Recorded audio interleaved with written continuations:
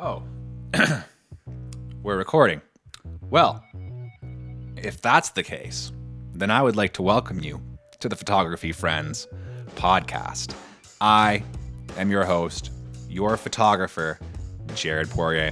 And today, we are going to be continuing our voyage through some of the greatest niches in all of the land of photography. That's right. It's another episode with just a normal intro. If you guys were expecting some type of wackety schmackety intro with tons of jokes and stuff, look, we're not doing that on this series. It's just normal intros for the time being, guys. It's our series exploring various niches in photography. It's the search for the best, the number one ultimate photography niche. And to help us with that, I have interviewed some photography friends of mine. Some of them have been on this podcast before. Some of them have not. Some of them will be in the future. I can see the future, and some of these people will be on the podcast. But today we're going to be discussing boudoir photography. And I've never done this type of photography myself, so I'm going to be completely relying upon the expertise of a wonderful photographer who I know and trust, Chris Chan. So thank you, Chris, for contributing to the podcast. And we're going to decide, is boudoir the greatest photography niche? Is it number one? I don't know. We're going to find out. But before we can do anything like that, we need to thank our gracious sponsor, which is, of course, CloudSpot, the easiest way for photographers to deliver and sell their photos online. You can experience hassle-free downloads, beautiful galleries. You can really impress your clients. You can save a lot of time for yourself, and you can do all of that with a 50% discount just by clicking that link down below. So check that out. Make a beautiful experience for your clients and save yourself some time and some money. Links down below, 50% off. All right, so let's talk about boudoir photography. If you don't know what that is, the fancy way to say it, I guess, would be intimate photography, often for personal use. That's the definition that I got on the internet. But to explain it to idiots like me, it's a fancy word for sexy photography.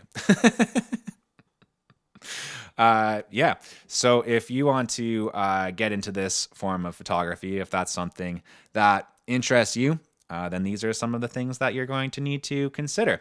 So as Chris says here, when it comes to some of the things that are best about boudoir photography, getting to explore creative lighting, capture moments and looks that people don't usually see. You're able to oftentimes boost the confidence of your models, which I think is really cool. That's one of my favorite things about photography, actually, is just helping people to see themselves in a new light, right, and boosting their confidence. Chris says that it's not incredibly difficult to get clients, and there's lots of room for creativity, flexibility, and even quote unquote error, even mistakes, right? It's a more creative endeavor, right, than some of the forms of photography that we're going to be talking about in this series, and that's really attractive to a lot of people, and I can understand why Chris really enjoys that, because sometimes the pressure of getting everything perfect isn't really like that much fun or that creative. It can still be fulfilling in its own way, but yeah, being able to really flex those creative muscles and spread those creative wings and fly off into the vistas of creativity can often be really nice, really satisfying. So some of the worst things, though, about boudoir photography. Inexperienced models who are awkward and need a lot of direction. I could totally see that. Sometimes it's difficult to edit. lots of light and shadow might expose a lot of unwanted textures. So he might be talking about like skin here, probably like retouching photos. Like a lot of the work that I've done with like studio photography and stuff like that, yeah, it does come with quite a bit of editing. Clients being their own worst critics, right? They're in like a vulnerable situation. You might have to put in a little bit of legwork, a little bit of like pre-production. We had an episode a little while back with my good friend Dana talking about preparing for photo shoots and kind of like pre-production stuff for photo shoots. So you might need to do some of that if you want to get into boudoir photography. And this is probably the greatest point right here, which I hadn't really considered. This is something, this is why I think this series is kind of a good idea.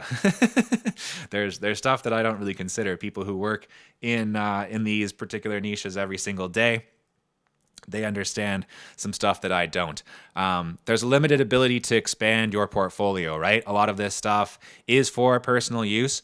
And if someone isn't allowing you to show off the photos that you've taken, it can be very difficult to get future work, because that's oftentimes how you do it, right? People reach out, they say, hey, I'm interested in a photo shoot. Have you done this type of photography? Normally, you need to be able to show them some work. It's tough to just say, oh, yeah, I have. Trust me. It doesn't really work that great. Just imagine great photos. That's what I shoot. Some of the gear that you're going to need. Now, this is going to get confusing because both these guys are named Chris, but much like the last Chris, this Chris says that you need a full-frame camera for this particular form of photography. I think that's going to be kind of a trend, getting that full frame. He recommends kind of wider aperture lenses, like a 35 millimeter or a 50 millimeter. Studio strobes, he mentions those, but says that they can be a bit challenging to work with. So he recommends like working with a soft box, even outdoor lighting, or some type of speed light that you can control with a wireless trigger.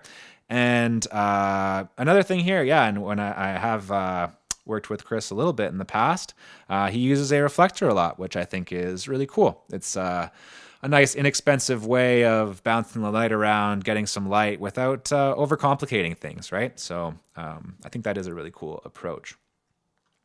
When it comes to the perks of boudoir photography, just that you get to make your clients happy. You can explore moments that they aren't really used to. Like a boudoir shoot, I could imagine that not being something that you do every single day, right? It might be an experience that's like very, very unique, and just probably is very interesting to see people in that type of situation that you don't see every single day. And it is, quite intimate and quite creative. And I just think that's really cool, something that Chris obviously enjoys. You can assist content creators and make commission off of their sales. Now that's interesting. This is something that I've really thought about in the past, but never really put into action, right? More my model in business has been to just get paid for the shoot a lot of the time. And I think that is a limit to my approach to a photography business, right? I think that a lot of the people who do incredibly well in photography and make a whole lot of money in photography are those people who are able to come up with like residual forms of income, or kind of passive forms of income. So if you can do something like on a commission basis, right? And maybe you're not even making as much up front, but you hash out some type of deal where you can make like residuals down the line, that can be an interesting and good way of structuring things. So kudos to Chris for kind of working that in here. Test your lighting knowledge and your ability to shoot wide open with bokeh, blur, and creative license.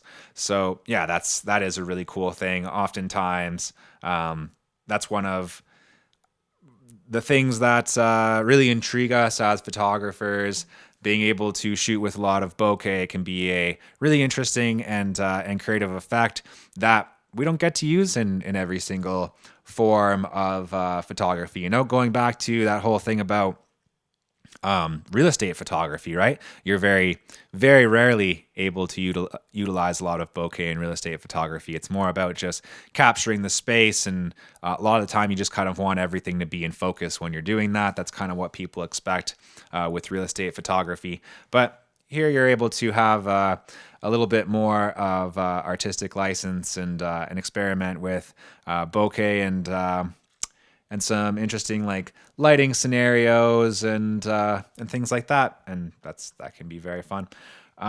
So that gets us into the last thing here. How lucrative is it? The controversial section, right? So Chris says here, with 1 being personal portraits, so personal portraits not making a lot of money, and 5 being commercial, and 4 being weddings, it's about a 3. I might put weddings a little bit higher. I could see why like commercial is the highest here for Chris. Like a lot of the time, those commercial clients or corporate clients, I guess, have big budgets and they don't mind spending a little bit of money. And with weddings, you can make quite a bit of money. But Chris is putting it at a 3 here. And like I said, I've never done any boudoir photography. I'd be interested to get into it. It's not something that I would shy away from, but I've just never done it. And I can't really say anything. So he says it's a 3. So it's a 3. All right. So, do I think that this is the best form of photography, or is this something that is interesting to me, attractive to me? I would say the creative parts of this are definitely something that I like. I do enjoy studio photography. I do enjoy having a lot of control over everything that's going on, but I also enjoy a good creative shoot where nothing's cast in stone and you're just making it up as you go. That's why I kind of like doing like concert photography and work with like musicians and stuff like that. You just show up to a space, you kind of create your own studio in that space. It's very chaotic, but it's also very like fun and very enriching to just be able to like create something out of nothing. And I think that's what Chris is really talking about here, right? Is that creative license, that ability to flex your creative muscles. And I could totally see that being something that's very attractive to a more creative photographer. But can we really say that it's the best? Well, not until the end of this series. So if you want to find out, you'll just have to tune in next week to the Photography Friends podcast. So thank you guys so much for listening to this episode. I hope that it was helpful for you. I hope that it has expanded your mind and really just inspired you to love photography even more than you do, because that's why we're all here at the end of the day, because of a shared love of photography and for the community and the companionship, the fellowship of your fellow rings. No, what am I talking about? Your fellow photographers. So yeah, that's going to be this episode, guys. Again, thank you so much for listening. Thank you so much for supporting the podcast. We've got some other stuff that you can do to help out the podcast and stay in tuned. Because this is the Boudoir episode. Stay abreast. See what I did there? Of everything that's going on with this podcast. You can follow us on Instagram. You can obviously find us everywhere that you listen to podcasts. You can check us out on Patreon. You can recommend this podcast to your friends. And you can also check out our beautiful sponsor, which is, of course, CloudSpot. And you can get 50% off clicking that link down below. So we need to come up with something random for you guys. It's going to be a photography related something random. Kind of need to reiterate this to myself. Sometimes renting is better. And I'll just leave that there.